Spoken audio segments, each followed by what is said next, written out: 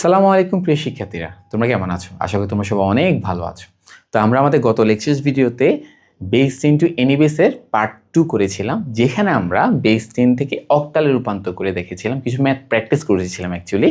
আজকে আমরা বেস 10 থেকে মানে দশমিক থেকে হেক্সাডেসিমাল রূপান্তর কিছু প্র্যাকটিস করব। হ্যাঁ, আমরা কিন্তু কখনোই টাইটেল দিয়ে ম্যাথগুলো মনে রাখবো না যে কি আমরা দশমিক থেকে বাইনারি, দশমিক থেকে অক্টাল, আমরা যেটা করব ফর্মুলাকে মনে করব, দেন ম্যাথ প্র্যাকটিস করব। কখনো দশমিক থেকে অক্টাল, দশমিক থেকে হেক্সাডেসিমাল এই কাজগুলো আমরা কখনোই করব না। ওকে, তো আমরা পার্ট 3 কথা বললে আমাদের আজকের টপিক হচ্ছে আমরা বেস 10 থেকে এনি বেসে যাব। ওকে, আমি যে একটু তোমাদেরকে মনে করাই দিই, বেস 10 এর মধ্যে কে ছিল? শুধু 10 ছিল। এনি বেসের মধ্যে কে ছিল? এনি বেসের মধ্যে 2 ছিল, 8 ছিল, 16 ছিল, আর আনঅফিশিয়াল যারা থাকবে তারা সবাই এনি বেসে পড়ে যাবে। ওকে, এটার ফর্মুলা কি?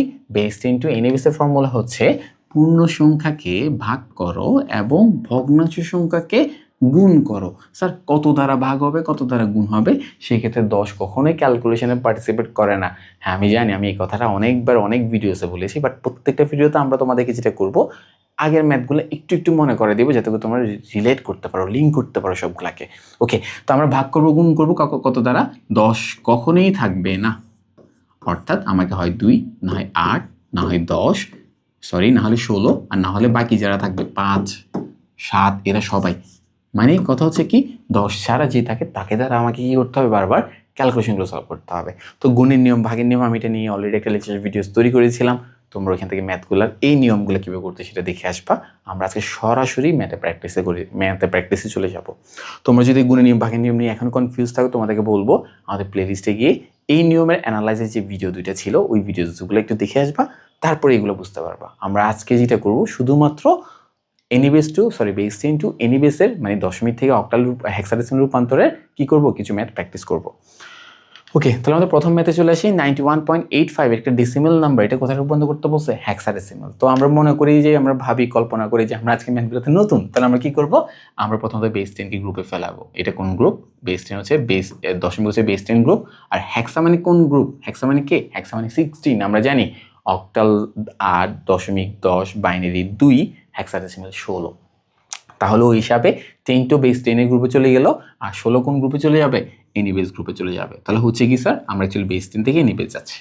তো আমরা আবার যদি চেক করি, আমাদের বেস 10 টু এনি বেসের ফর্মুলা কি ছিল? Base 10 to any base formula ছিল পূর্ণ সংখ্যা ভাগ করো, ভগ্নাংশ সংখ্যা গুণ করো। ঠিক আছে? ওকে, তাহলে আমরা আসি, আমরা কি করব? আমরা পূর্ণ সংখ্যা, অর্থাৎ পূর্ণ সংখ্যা কোথায় গেল? এই তো 91, এটা ছিল বেস 10, এটা ছিল 16 মানে এনি বেস।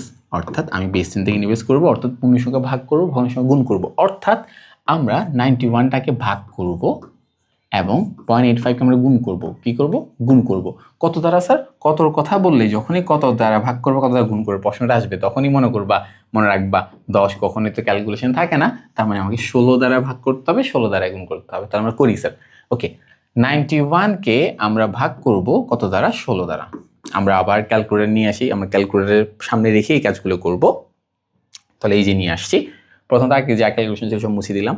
আমরা কি করব? 91 ডিভাইডেড বাই 16 কত আসছে স্যার? 5.6875। তো কি করব স্যার? আমরা গত লেকচার ভিডিওতে বলেছিলাম, তাও তোমাদেরকে আরেকটু মনে করাই দিই। আমরা যখন ভাগ করব, আমাদের নিয়মটা কি ছিল? এখানে ভাগফল লিখবো, হাইপেন দিয়ে ভাগশেষ লিখবো। বাট প্রবলেম ইজ, আমরা যখন নর্মাল আমরা যখন ক্যালকুলেটরে ক্যালকুলেশন করতে যাব, তখন 5 লেখার পর মানে 5 পয়েন্ট সামথিং থাকবে। সামথিংটা হচ্ছে আমার অ্যাকচুয়ালি কি? ভাগশেষ। বাট সামথিং থেকে ভাগশেষ বের করার নিয়ম কি ছিল?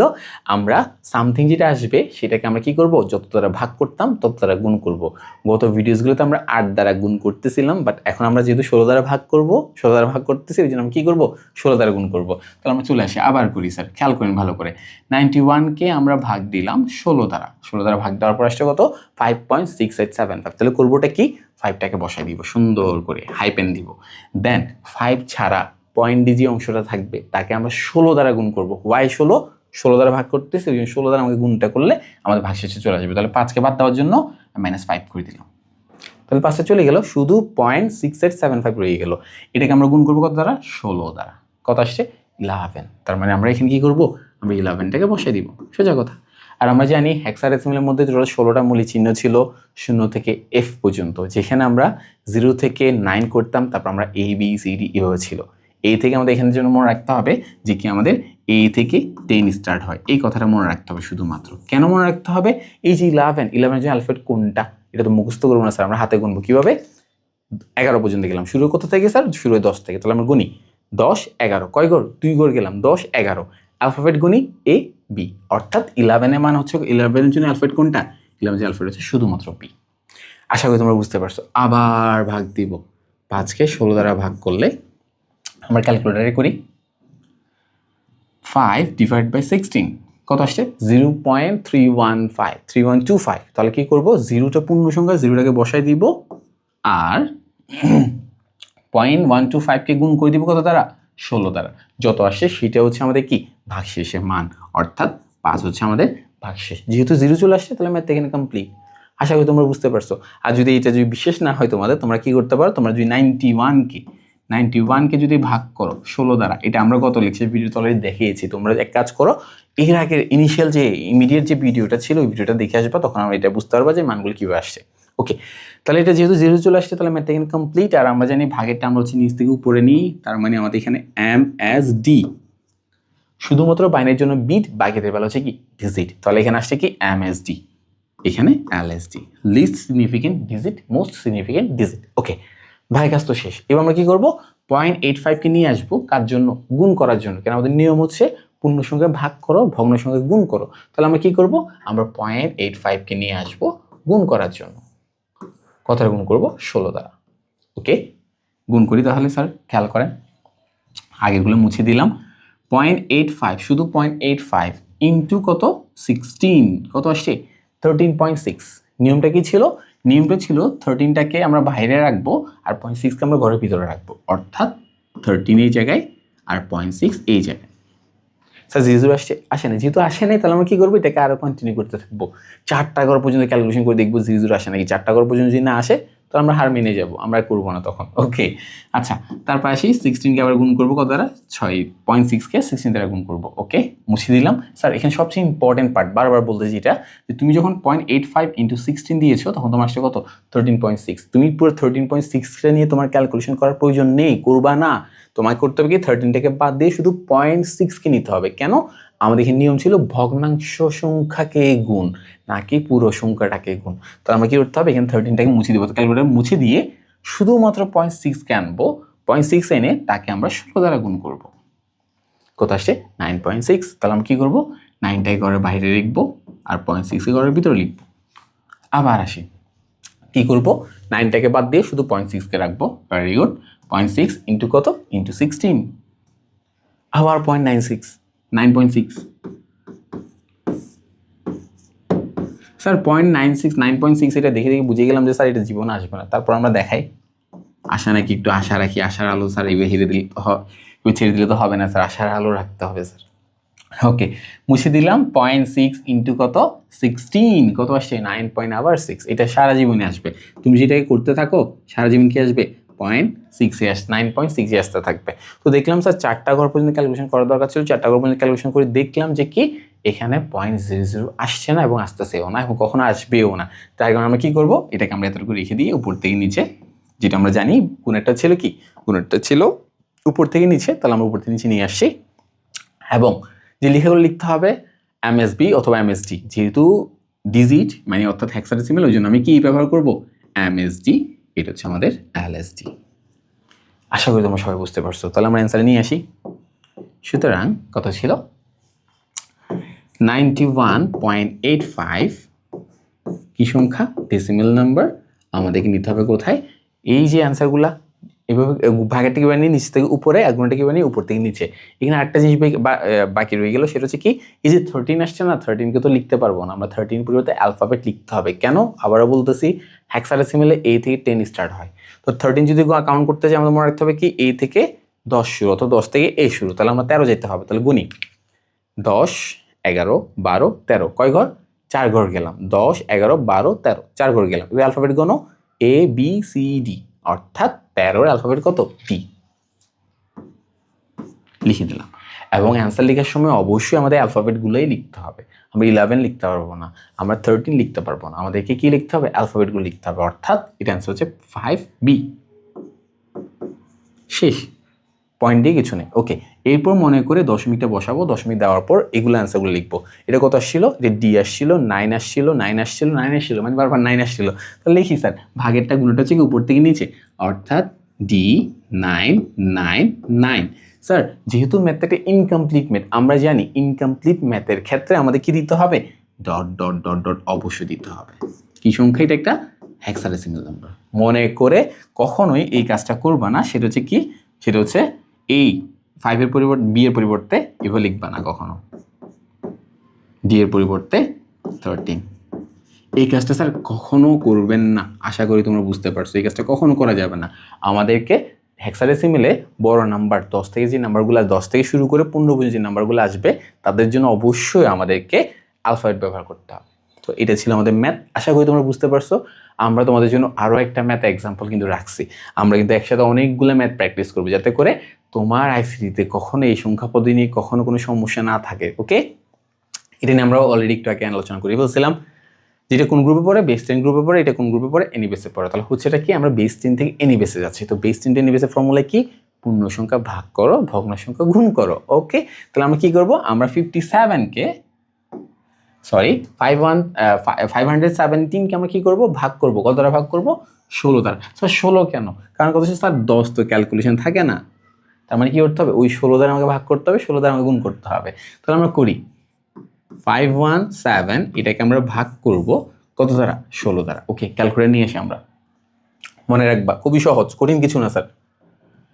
ওকে, 517 ডিভাইডেড বাই কত? 16, কত আসে? 32.3125। কি করবো স্যার? একদম সহজ, মনে আছে নিয়মটা? আশা করি মনে আছে, ভিডিও শুরুতে বলেছিলাম যে কি 32কে বসাই দিব, আর পয়েন্ট দিয়ে যে অংশটা থাকবে তাকে আমরা 16 দ্বারা গুণ করে দিব। স্যার 16 কি দোষ করছে? 16 দোষ হচ্ছে যেহেতু 16 দ্বারা ভাগ করা আছে, এই জন্য আমি 16 দ্বারা গুণ করবো। তাহলে আমরা কি করলাম? আমরা 32কে বসাই দিলাম, বসানোর পরে পয়েন্ট দিয়ে যে অংশটা আসে শুধু তাকে আমরা 16 দ্বারা গুণ করবো। তাহলে আমাদের 32টা বাদ দিতে হবে। তাহলে আমরা -32 করে দিই। তাহলে কি হয়েছে? 32টা চলে গেছে। এখন যে অংশটা আছে তাকে আমরা কি করব? 16 দ্বারা গুণ করে দিব 5। তাহলে তার মানে কি? ভাগশেষ হচ্ছে 5, যা আসছে তা। ওকে, আবার ভাগ দাও। 32কে যদি 16 দ্বারা ভাগ করো শুধু 4 আসে। তাও আমরা একটু দেখি, এটাকে পুরোটাকে মুছে দিব। শুধু 32 ডিভাইড বাই 2 কত আসে? শুধু 2 আসছে। সরি, আমি ভুল লিখছি। 32 ডিভাইড বাই কত? 16। যদি তুমি 32কে 16 দ্বারা ভাগ করতেছো, 32কে 16 দ্বারা ভাগ করলে কত আসে? শুধু 2 আসছে। এখন 2টাকে লিখবা কোথায়? এখানে না এখানে? এই জায়গায়। এখন যেহেতু দশমিক দিয়ে কিছু আসে নাই, তার মানে কি? ভাগশেষ 0। আমরা জানি অলরেডি সবগুলো ভিডিওতে তোমাদেরকে অনেকবার বলেছি, এই জন্য আমি বারবার কথাগুলো রিপিট করতেছি না। ঠিক আছে, যেহেতু দশমিক দিয়ে কিছু আসে না, তার মানে কি? ভাগশেষ 0। তাহলে 2 হচ্ছে ভাগফল, ভাগশেষ হচ্ছে কত? 0। ওকে, আবার ভাগ দিব। এখন আমরা যদি আসি, আমরা যদি 2কে যদি 16 দ্বারা ভাগ করি, মুছে দিই, 2 ডিভাইডেড বাই 16 কত আসছে? 0.125। করবোটা কি স্যার? 0টা পূর্ণ সংখ্যা, ভেরি গুড, এখানে বসাই দিব। আর পয়েন্ট দিয়ে যে অংশটা থাকবে তাকে আমরা কি করব? যত দ্বারা ভাগ করতেছি তত দ্বারাই গুণ করে দিব। অর্থাৎ এটাকে আমরা 16 দ্বারা গুণ করে দিব। 16 দ্বারা গুণ করলে কত আসছে স্যার? 2। তার মানে কি? আমাদের ভাগশেষ কত? 2। আশা করি তোমরা ম্যাথটা বুঝতে পারছো। যেহেতু 0 চলে আসছে, ম্যাথটা ইনকমপ্লিট। আমরা অ্যারো সাইনটা দিয়ে দিই। এটা হচ্ছে MSD, এটা হচ্ছে LSD। ওকে, তাহলে পূর্ণ সংখ্যা ভাগের কাজ শেষ। এবার হচ্ছে ভগ্নাংশের সংখ্যা। তাহলে ভগ্ন সংখ্যা মানে কত? 0.75। তাহলে আমি চলে আসছি 0.75কে আমরা কি করব? গুণ করব। স্যার কত দ্বারা গুণ করব? ওই যে সেম স্যার, 16 দ্বারাই আমাকে গুণ করতে হবে। তাহলে আসছি, ক্যালকুলেটর নিয়ে আসি। এটাকে প্রথম মুছে দিব, মুছে দিয়ে শুধুমাত্র 0.75, ভুল করেও 75 লেখা যাবে না। কেন? এটা ভগ্নাংশের সংখ্যা। তাহলে আমি কি করলাম? শুধুমাত্র 0.75কে নিয়ে এসে তাকে 16 দ্বারা গুণ করে দিলাম। কত আসছে স্যার? শুধু 12। আই হাই, আমরা যখন কি করব? আমরা যখন ভয়ের কোনো কারণ নেই স্যার, কিন্তু আমরা এই অ্যাকশন থেকে ভয় পাবা না। 12 দেওয়ার পর কত আসছে? কত আসছিল স্যার? শুধু 12 আসছে। সরি, 16 দ্বারা গুণ করার পর কত আসছে? শুধু 12 আসে। আমি 12টা কি করবো? 12 এই পাশে লিখবো নাকি এই পাশে লিখবো? স্যার এটা একদম সহজ। আমাদের গুণ করার পর দুইটা পার্ট লাগবে, একটা ভগ্নাংশ পার্ট, একটা পূর্ণ সংখ্যা পার্ট। যেহেতু শুধু পূর্ণ সংখ্যা আসছে, তাহলে আমরা এটা কি করতাম? আমরা 12কে 12.00 লিখতাম। স্যার কেন করতাম? যাতে করে আমি 12টাকে এই পাশে লিখতে পারি এবং 0.00কে এই পাশে লিখতে পারি। কেন? গুণের বেলায় আমাদের দুইটা অংশ থাকা লাগবে, একটা হচ্ছে পূর্ণ সংখ্যা পার্ট এবং একটা ভগ্নাংশ সংখ্যা পার্ট। তাহলে আমরা কি করব? 12টাকে আমরা এখানে বসাই দিব এবং 0.00টাকে এই দিকে বসে দিব। এখন যেহেতু নাম্বার 10-এর থেকে মানে 10 থেকে বড় নাম্বার আসছে, তাহলে আমাদের কি বসাতে হবে? অ্যালফাবেট বসাতে হবে। তাহলে গুনি 10 থেকে 10, 11, 12 অর্থাৎ কয় ঘর গেলাম? 10, 11, 12 3 ঘর গেলাম। তাহলে আমরা এবার আসছি অ্যালফাবেটের কথা, A B C, তার মানে 12 মানে কত? C। স্যার শেষ। কেন শেষ? 0 চলে আসছে। একটু আগে যে ম্যাথটা করছিলাম সেটা গুণ করতে করতে করতে করতে স্যার 0 আসছেই না, আসবেও না, যার কারণে তাকে আমরা হোল্ড করে অ্যান্সার বেলায় ডট ডট দিয়ে দিয়েছি। বাট এখানে বেলা দেখেন প্রথমবারে কি চলে আসছে? 0 চলে আসছে। এরকম আসতে পারে, নাও আসতে পারে। তোমাদেরকে আমি সব টাইপসের এক্সাম্পল দিচ্ছি যাতে করে পরীক্ষা হলের প্রশ্ন যেমন হোক না কেন খুব ভালো করে অ্যান্সার করতে পারো। ওকে, তাহলে আমাদের ম্যাথটা এখানে কমপ্লিট। অ্যারো সাইন দিলে এটা হচ্ছে উপর থেকে নিচে, অর্থাৎ এটা হচ্ছে আমাদের MSD, এটা হচ্ছে নিচে, অর্থাৎ আমাদের এটা অ্যান্সার হচ্ছে LSD। ওকে, তাহলে আমরা অ্যান্সার নিয়ে আসি। সুতরাং 517.75 একটা দশমিক সংখ্যা আমাদেরকে রূপান্তর করে আমরা কি পাইলাম? 205, নিচ থেকে উপরে 205, মনে করে দশমিক, উপর থেকে নিচে কি আছে? শুধু সি। ভুল করেও 12 লেখা যাবে না স্যার। কেন স্যার? 12 হেক্সাডেসিমেলের একটা ভ্যালু, তার পরিবর্তে একটা কি থাকে? অ্যালফাবেট থাকে। 10 থেকে অ্যালফাবেট শুরু। তার মানে ভুল করে 12 লিখবো না, আমরা কি লিখবো? সি। যেহেতু ম্যাথটা কমপ্লিট, আমরা কি কি দিই নেই? ডট ডট দিই নেই। আশা করি তোমরা বুঝতে পারছো। এখন কোথায় রূপান্তর করছি? হেক্সাডেসিমেলে, যার কারণে এটা বেস কত দিব? 16 দিব। আশা করি তোমরা এটা বুঝতে পারছো। এবং আমরা আজকে যা যা পড়েছি, আমরা আজকে যতগুলো ম্যাথ করেছি, আমরা কি করছি? আমরা সবগুলোতে চেষ্টা করেছি তোমাদেরকে সবগুলো টাইপের এক্সাম্পল একটু দেওয়া, যত রকম টাইপ হতে পারে, যত রকম ভিন্ন ভিন্ন প্রশ্ন পেঁচাতে পারে, সব প্যাচগুলো আমরা ইনশাল্লাহ প্র্যাকটিস এর মধ্যে নিয়ে আসার চেষ্টা করেছি। তো আশা করি তোমরা এটা বুঝছো। যদি না বুঝে থাকো কমেন্টে অবশ্যই জানাবা। আমরা প্রয়োজন পড়লে এরকম আরও প্র্যাকটিস তোমাদের জন্য নিয়ে আসবো ইনশাল্লাহ। তো ততদিন তোমরা ভালো থাকবা, সুস্থ থাকবা এবং ওয়ার্ডেন করে পাশে থাকবা। আসসালামু আলাইকুম।